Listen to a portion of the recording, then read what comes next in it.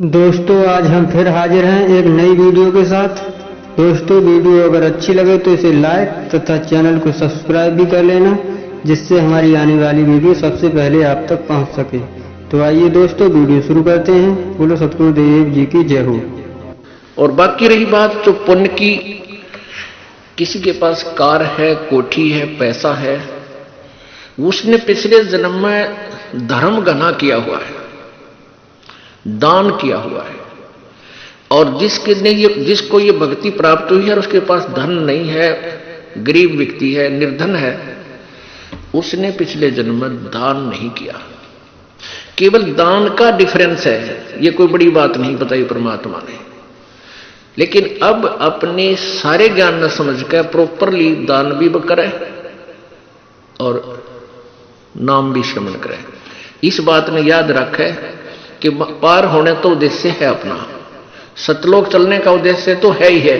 किसी कारण से पैर फिसल भी जावे और ना जाने पाओगे तो कम से कम नेक्स्ट जन्म हो भी गया आपके, जब तक ये फिर सतयुग कलयुग आएगा तब तक कम से कम रोटी की समस्या तो हल हो ही पाओगे आप। इस दृष्टिकोण से भी आपने दान करना चाहिए। और फिर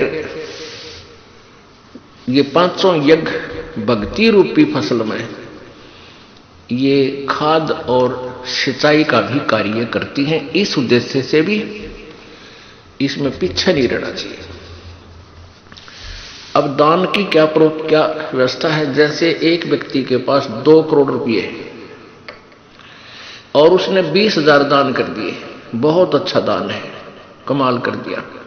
और एक व्यक्ति के पास 2,000 रुपए हैं और उसने 500 दान कर दिए, ये उस 20,000 वाले से ज्यादा दान है उसका। तो पुण्यात्माओं इस दृष्टिकोण से, लेकिन दोनों ही दान करने वाला सच्ची श्रद्धा से और बगैर किसी इच्छा से ही। उसके एक तो हम दान करते हैं प्रतिफल की इच्छा करके,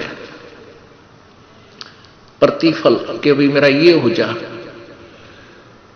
छोरा नौकरी लग जा, लड़का नौकरी लग जाए, एक पाठ कराऊं, या भैंस ठीक पैसे की बिक जाते एक पाठ कराऊं, और भी कई चीज होती है, उसके 100 रुपये दर देता हूं, ऐसा काम हो जाए। ये तो आपका यही बराबर हो जाएगा। जो ऐसे आपने जो डिमांड कर ली मालिक से और वो दान कर दिया, काम आपका होगा, लेकिन वो दान यही पैरेलल हो गया आपका, इसका आगे कोई बेनिफिट नहीं। और एक दान होता है नी इच्छा, बगैर किसी मनोकामना के पूर्णा के जो दान किया जाता है, वो दोनों फल देता है आपको। यहां की सुख जो भी आवश्यकता होगी आपको, वो अवश्य प्रभु देगा और उसका पुण्य आपको सत्य यानी आगे चलने वाली कमाई में भी आपको मिलेगा। परमात्मा कहते हैं, राम रटत दारिद्र भला, चाहे टूटी घर की छान, और ये सुंदर महल किस काम के जहां भक्ति नहीं भगवान। तो पुण्यात्मा प्रसंग चल रहा है कि परमात्मा के दरबार में बहुत ही पुण्यकर्मी प्राणी आते हैं। वैसे तो परमेश्वर की चाह में, प्रभु की चाह में भोली आत्माएं कोई तीर्थों पर जा रही है, कोई संतों के पास लाखों और करोड़ों की संख्या में एकत्रित हो चुके हैं। उनके विषय में परमात्मा कहते हैं कि देखा देखी गुरु शिष्य बन गए, किया ना तत्व विचारा। देखा देखी कैसे जाते हैं। जैसे एक पंथ के, जो बहुत बड़ा पंथ है वर्तमान में, बहुत बड़े ज्यादा अनुयायी है उसके, तो उनके अधिक अनुयायी होने का कारण क्या था। एक बार एक शहर में, रोहतक में सत्संग हो रहा था पुलिस लाइन में। उन्हीं उस बहुत बड़े जनसमूह जहां लाखों करोड़ों की संख्या में भोली आत्मा इस काल के दूता में फंसी बैठी है, उनका सत्संग हो रहा था रोहतक पुलिस लाइन में। कोई भगत करा रहा था। संडे रविवार का दिन था और हम भी वहां चले जाते थे। भगत रहता था हमारा पुलिस लाइन में, वहां पर परमात्मा का भक्त। हम वहां गए तो देखा वहां सत्संग हो रहा। हमने इस दृष्टिकोण से सुना, वहां साथ ही था उनका मकान, उन्हीं के आंगन में बैठकर तो वो क्या कह रहे थे कि आज कर्नल साहब आएंगे, प्रवचन करेंगे। बार बार ये रह रह कर कह रहे थे और आसपास उन्होंने यही कह रहा था कि कर्नल साहब आएंगे और आज के प्रवचनकर्ता वो होंगे। तो जब वो आम व्यक्ति ये सोचता है कि ये कर्नल साहब यहां आए हैं तो ये तो बहुत बड़े बुद्धिमान समझदार व्यक्ति हैं, इन्होंने ज्ञान को समझा है और ये फिर आगे बता रहे हैं, इसलिए हमें कोई शंका की गुंजाइश नहीं रही कि जहां ऐसे अधिकारी अफसर भी यहां आए हैं। तो वो भोली आत्मा काल के जाल में न्यों फंसती चली गई।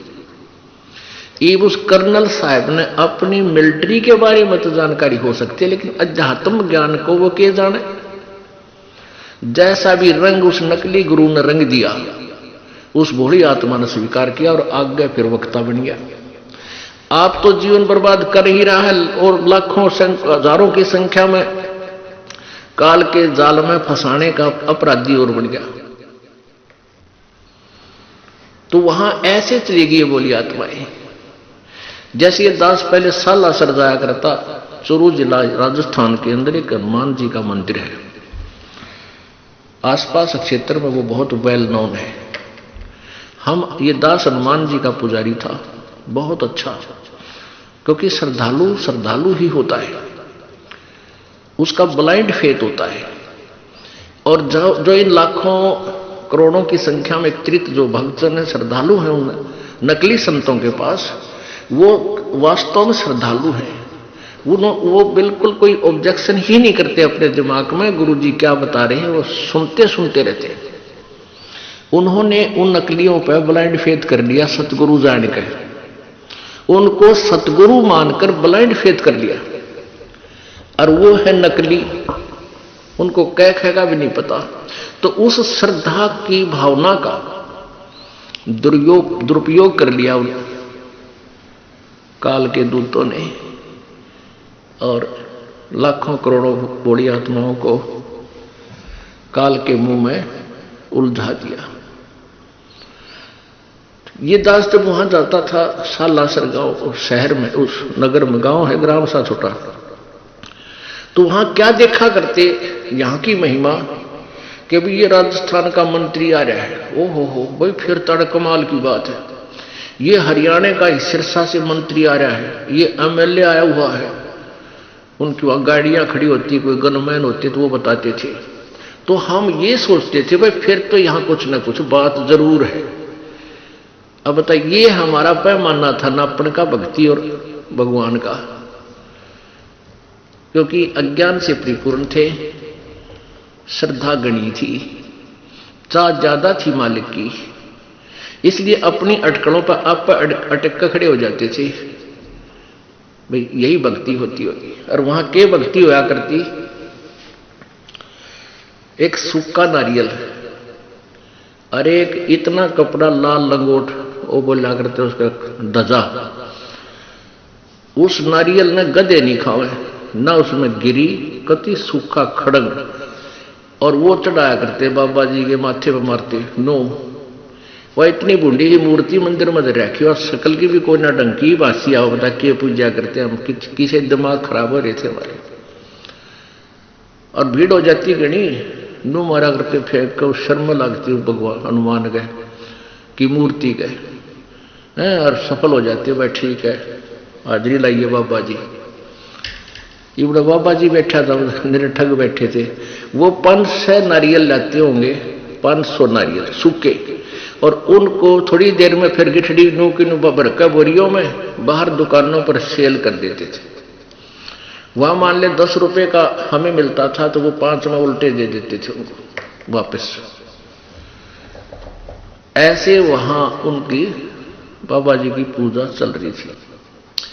अब बजरंग बली हनुमान जी तो पहलवान आदमी था, अच्छा घी दूध फल केले खाया करता और सूखे नारियल ने सिर में मारा करता, और इतनी ध्वजा वो बांध दिया थे कपड़ा उसके। तो ये पूजाएं थी। तो हमारा जो पैमाना था भक्ति के सतर को नापण का, वो कति बेकार था। ऐसा ही सभी का है जब तक तत्व ज्ञान नहीं होता। तो पुण्यात्माओं, आपकी बहुत ही अच्छे पुण्य है जो आप मालिक को पहचान चुके हो, और जो देर में आवेंगे वो बहुत रोएंगे, बहुत पछताएंगे, क्योंकि वहां बहुत अच्छी आत्मा गई हुई है, बहुत ही नेक आत्मा उनका जा फंसी, क्योंकि जिनको चाह भगवान की वो अच्छी आत्मा तो है। अब उन पंथों से वापस आ रहे हैं और कति लुटपिट गए। ऐसा बताते हैं कि मेरे पास 4 ट्रक चला करते थे, 2 कार थी, अच्छा एक फैक्ट्री ला रखी थी, और बड़ी श्रद्धा से प्रत्येक महीना हम उस गुरु जी के पास जाया करते थे जहां लाखों लोग इकट्ठे होते हैं। और आज घर में भी दुख, शरीर में भी कष्ट, वो ट्रक भी बिक गया, वह कार भी बिक गई, और शरीर में आपत्तियां नरी आ गई। अब यही बात है कि जब तक हमारे पुण्य चलते हैं, पिछले संस्कार के जो अच्छे हैं, जब तक उनका दौर चलता है तो जीव सुखी नजर आता है, और जो भी उसको लाभ हो रहा है वो हो रहा है प्रारब्ध से, और वो सोचता है कि जैसे मैंने इस गुरुजी से उपदेश ले लिया, इस गुरुजी के कारण हो रहा है। अब फिर उनकी विरानमाटी शुरू हुई, वह दुर्गति शुरू होगी, वह गुरुजी भी वही है और वह पूजा भी वही है। अब कैसे ये दुख क्यों आ गया, जबकि दुख तो सुख में परिवर्तित होना चाहिए। इतने उनकी बुद्धि काम नहीं करती। वहां से फिर चलते हैं दूसरे गुरु के पास, फिर तीसरे के पास, फिर यहां भी पहुंच जाते हैं। यहां पहुंचने के बाद फिर उनकी चोंद टूटे, उनके मोतियाबिंद का ऑपरेशन होता है कि हम क्या कर रहे थे रे, तेरा गजब हो, कहां थे, सिर था ना पैर था उस भक्ति का। एक मंत्र जानते हैं वह, कहते 2.5 घंटे सुबह बैठो, 2.5 घंटे शाम, और समाधि लाओ, हलना नहीं, टहलना नहीं, खाज भी नहीं करनी की तो हो जाता है, नहीं तो डिस्टर्ब हो जाओगे।